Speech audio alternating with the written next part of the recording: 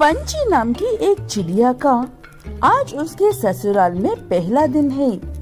शादी से पहले पंची की माँ ने उसे ससुराल के बारे में अच्छी बुरी बातें बताकर बहुत डरा दिया था, ताकि वो ससुराल में अपने घर की तरह दोपहर को उठकर कमरे में से ही एक कॉफी दे दो कहकर आवाज ना लगा दे। इसीलिए एक काम करती हूँ, 3 अलार्म अलग लेती हूँ, 3 में से किसी एक पर तो उठ ही जाऊंगी। क्या बात है पंची, अपने आप में ये क्या बड़बड़ा रही हो? कोई दिक्कत हो तो बताओ, शायद मैं मदद कर पाऊँ। कोई बात नहीं है, मुझे बस नींद आ रही है। Good night. ऐसे कहते हुए पंची सो तो जाती है, लेकिन घबराहट की वजह से उसे नींद ही नहीं आती है। वो एक के बाद एक बजने वाले अलार्म्स को ठीक बजने से पहले वही बंद करती रहती है। ऐसे आखिरी अलार्म भी बंद करके घर की सफाई करने लगती है और सबके जागने से पहले ही सारे काम करके गर्मा गर्म नाश्ता भी बनाकर ऐसे सोचने लगती है, सारे काम हो गए हैं, अब मैं जाकर सुकून से सो सकती हूँ। मुझे इसी डर से रात भर नींद नहीं आई थी। ऐसे कहकर पंची चिड़िया जाकर सुकून से सो जाती है। वो अच्छी नींद में होती है और सारे परिवार वाले उठकर अपने निजी काम कर रहे होते हैं। तभी मंच चिड़िया से उसकी माँ पंची चिड़िया के बारे में पूछती है। मंच कहता है कि वो तो अभी तक सो रही है और लगता है कि उसे जगाने की जरूरत है, ऐसे देर तक सोने से नहीं चलेगा। तब मंच की माँ, अरे बेवकूफ, बहू तो कब का उठ गई थी, उनसे ही तो घर का सारा काम करके तुम्हारे लिए नाश्ता भी बना कर रखा है। सोने दे बहू को और कुछ देर, कुछ भी नहीं होगा। ठीक है कहकर पति मंच भी अपनी पत्नी को उठाने की कोशिश नहीं करता है। पंची आराम से दोपहर को उठती है और मुंह हाथ धोकर खुद के लिए चाय बनाकर पीते हुए बैठ जाती है। सास आकर उससे अच्छे से बात करती है। हो गई बेटा तुम्हारी नींद? नींद अच्छे से आई थी या कोई दिक्कत थी? नई जगह में मुझे नींद ठीक से नहीं आती है, इसलिए पूछ रही हूँ। नींद तो अच्छे से ही आई थी, लेकिन मैं ही खाना बनाने के चक्कर में जल्दी उठ गई थी सासू माँ, उसके बाद सोने चली गई थी।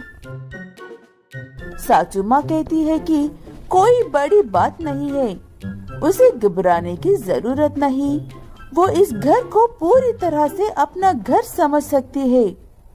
और क्या था, पंची इस बात का गलत मतलब निकलकर कुछ ज्यादा ही मनमानी करने लगती है। पंची धीरे धीरे काम करना बंद कर देती है और सुबह उठने का वक्त भी बदल देती है। सासू माँ तो कुछ कह नहीं पाती है, लेकिन मंच को तो सिर्फ कुछ कहने का मौका चाहिए था। माँ, मैं आपकी ही वजह से चुप हूँ। आपको नहीं लगता कि पंची उसे मिलने वाली छूट का गलत इस्तेमाल कर रही है? हम उसकी इज्जत कर रहे हैं तो उसे भी हमारा आदर करना चाहिए ना। मैं बूढ़ी हो गई हूँ बेटा, इस उम्र में बहू से झगड़ा करके बेघर नहीं होना चाहती हूँ, इसलिए चुप हूँ। अगर तुम्हें भी सही नहीं लग रहा है तो जाकर अच्छे से बात करो अपनी पत्नी से, गुस्से में कुछ मत कहना। ठीक है कहकर जाकर मंच अपनी पत्नी से एक बार अच्छे से बात करके देखता है, लेकिन बहुत देर हो गई थी। पंची अब किसी भी बात को सुनने के होश में नहीं थी। पंची अपने पति को भी बिल्कुल उसी तरह से जवाब देती है जिस तरह से वो पाले माँ बाप को देती थी। इतने दिनों से तो सब ठीक ही था ना, अब आपको मुझसे प्रॉब्लम क्यों होने लगी है?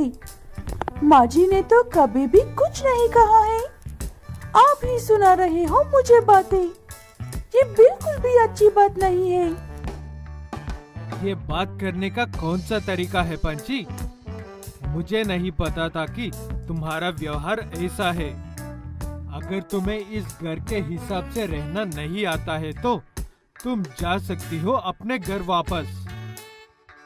ये बात सुनते ही पंची का दिमाग खराब हो जाता है और वो तुरंत ही अपना सामान बंद करके माँ के घर चली जाती है, लेकिन वहाँ पर भी ताला लगा था। पंची के माँ बाप कहीं गई हुई थी और कब आएंगे इस बात का भी कोई अंदाजा नहीं था उसे। लगता है माँ और पिताजी बाहर गए हुए हैं। उन्हें आने तक यहीं पर इंतजार करती हूँ।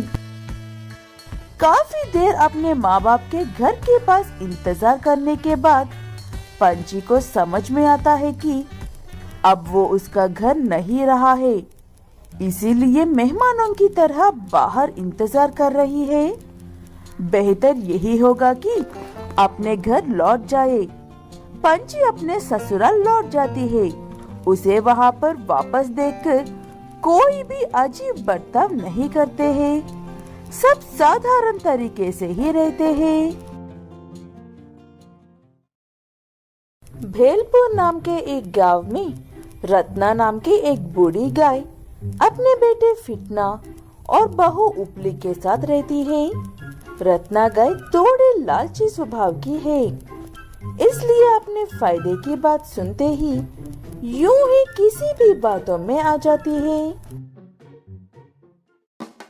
बहू, मैं गांव में कुछ देर घूम कर आती हूँ, तब तक घर का ख्याल रखना, कमरे में जाकर मत बैठ जाना। थोड़ी सी कपड़े धोने हैं माँ जी, कमरे में बैठने का तो सवाल ही नहीं है। आप चिंता मत करो और सुकून से जाकर आओ। ठीक है कहकर रत्ना गाय गांव में घूमने के लिए जाती है और ऐसे कुछ लोगों से मिलकर बातें करने लगती है। पता नहीं वो सब क्या बातें कर रहे थे, लेकिन सुबह से दोपहर हो जाती है और उन्हें इस बात की खबर तक नहीं होती है। दोपहर को रत्ना जब घर लौटती है तो उसका बर्ताव ही बदल जाता है। बहुत देर कर दी सासू माँ आपने, भूख तो जोरों की लगी होगी, मुझे भी लगी है, चलो खा लेते हैं कुछ। मुझे भूख नहीं है बहू, तुम जाकर खा लो, मुझे बस कुछ देर आराम करना है। ऐसे कहते हुए अपने कमरे में जाकर बैठी हुई रत्ना किसी गहरी सोच में डूबी रहती है और अगले दिन सुबह तक अपने कमरे से बाहर ही नहीं निकलती है। ऐसा उपली को लगता है, इसलिए वो अपने पति फिटना से भी बात करती है।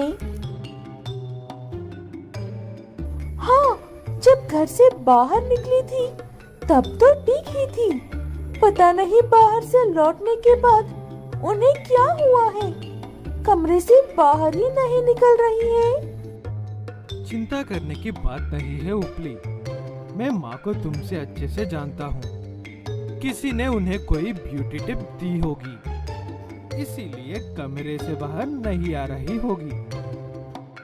ठीक है कहकर उपली भी शांत हो जाती है। अगले दिन सुबह से उनके घर के पीछे अजीब सी बदबू आने लगती है, लेकिन वो बदबू इतनी ज्यादा नहीं थी, इसलिए कोई भी उस पर ध्यान नहीं देता है। लेकिन वो समय के साथ थोड़ी थोड़ी ज्यादा होने लगती है। वो क्या है कहकर जाकर देखा तो वहाँ पर गोबर था। हमारे घर के पीछे इतना सारा गोबर कहाँ से आया? सासू माँ को पता चलने के बाद क्या करेंगी? ये जानते हुए भी किनसे किया होगा ये? यही बात जाकर उपली गाय अपनी सासू माँ से भी कहती है। लेकिन ऐसा किन से किया होगा कहकर इस बात से गुस्सा होने के बजाय वो उल्टा उपली को ही डांट कर दोबारा उसके सामने ऐसी बातें करने से मना करती है। मैं सच कह रही हूँ, सासू माँ को जरूर कुछ हुआ है। वो बहुत ज्यादा अजीब बर्ताव कर रही है। मुझे तो तुम्हारा बर्ताव अजीब लग रहा है उपली। कल से माँ के पीछे पड़ी हो। माँ ऐसी बर्ताव कर रही है, वैसी बर्ताव कर रही है कह रही हो बस। ठीक है, मुझे तुम दोनों माँ बेटे के बीच में पड़कर पागल होने का कोई शौक नहीं है। एक दिन तुम्हें ही समझ में आएगी। ऐसे कहकर उपली गाय भी शांत हो जाती है और फिर कभी भी अपनी सास की हरकतों से परेशान नहीं होती है। फिर एक दिन सुबह कुछ गांव वाले घर के पास आकर शिकायत करने लगते हैं रत्ना गाय की। माना कि छोटा सा गांव है, सब एक दूसरे को जानते हैं। इसका मतलब ये तो नहीं है ना कि कभी भी हमारे घर के आसपास भटकते रहोगे। क्या बात है भाभी जी, शांत हो जाओ, आराम से बताओ, कौन आ रहे हैं आपके घर के पास? क्या ये उपली की हरकत है? उपली भाभी तो समझदार है फितना। ये हरकतें तुम्हारी माँ रत्ना मौसी जी ही कर रही है। मुझे समझ में नहीं आ रहा है कि बात क्या है और तुम्हारे घर के पास इतनी बदबू क्यों आ रही है? सफाई नहीं कर रहे हो क्या? फितना बैल अपनी माँ से बात करेगा कहकर सबको वहाँ से भेज देता है और सबके जाने के बाद रत्ना से बात करता है। वो क्यों चुपके से लोगों के घरों के पास जा रही है और ऐसा करने की वजह आखिर क्या है? मैं कोई चोरी करने या गलत इरादे से नहीं जा रही हूँ। मैं उनके घरों के पास जा रही हूँ सिर्फ थोड़े से गोबर के लिए। गोबर? लेकिन किस लिए?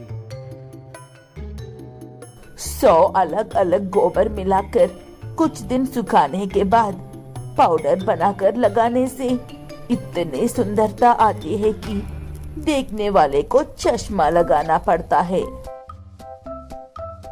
रत्ना गाय की बात सुनकर फिटना और उपली दोनों ही अपना सर पीटने लगते हैं और ऐसी बात के लिए किसी के घर से गोबर चुरा रहे हैं सोचकर दुखी भी होते हैं।